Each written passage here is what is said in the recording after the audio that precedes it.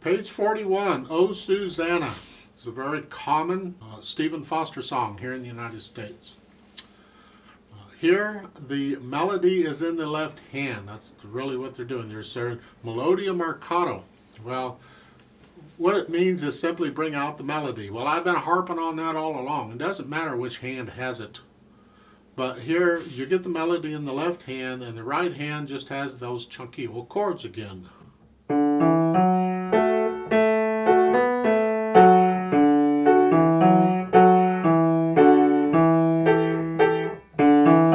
Like that. The left hand gets it for the first couple lines, and then the third line, the right hand gets the melody. Then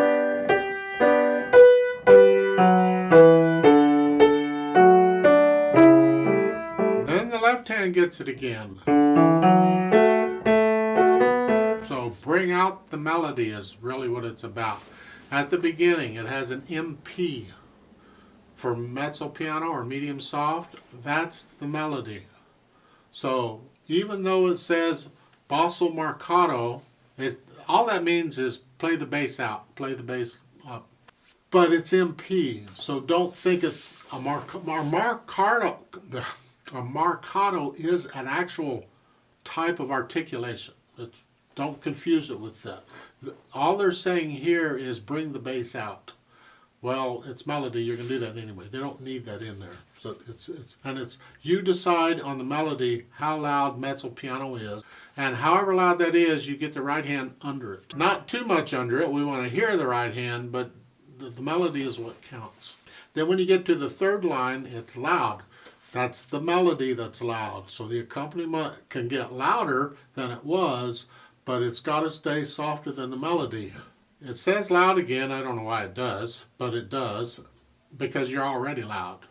But now the left hand is loud. Since the left hand is louder than it was at the beginning, the right hand can be louder than it was at the beginning, but it's still got to be softer than the melody. They have a little bit of pedal at the end, and in my opinion, you don't need it. There's no point in pedaling the last measure as far as I know. They have pedaling also at the end of the second line. Again, I see no point in that. Frankly, I would prefer it without pedaling. I'd like to hear the rest.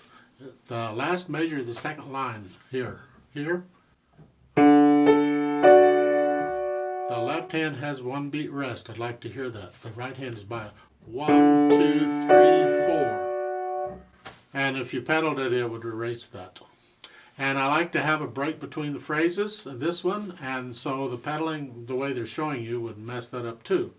In the left hand, I like to talk a little bit about the fingering for these repeated notes.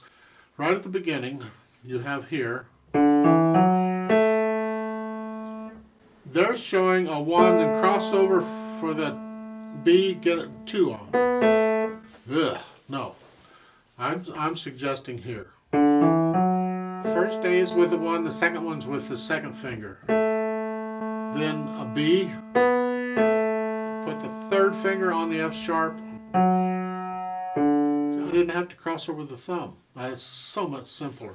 And it's, frankly, I think it's preferred. So I recommend you do that. I think that's so much better. Now when you get over to the next to the last measure on the first line on those two F sharps, I recommend a second finger on the second F sharp because you're playing the first one with the third finger. Then second finger. And then at the end, for the pickup, again, it's fifth finger. And the second line, first measure, play that finger the same as you just did in the first line. Now, when you get over to the third measure of the second line, for those two F sharps and the two E's, I recommend a 3-2-3-2.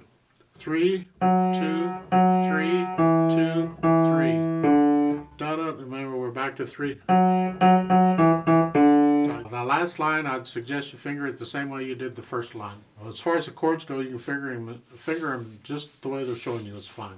So, 4/4 time with a pickup beat. I'll give us 3 counts. Let's play this together. Put your hands where they go. If you're going to use pedal, put the foot on the pedal, but I recommend no pedal.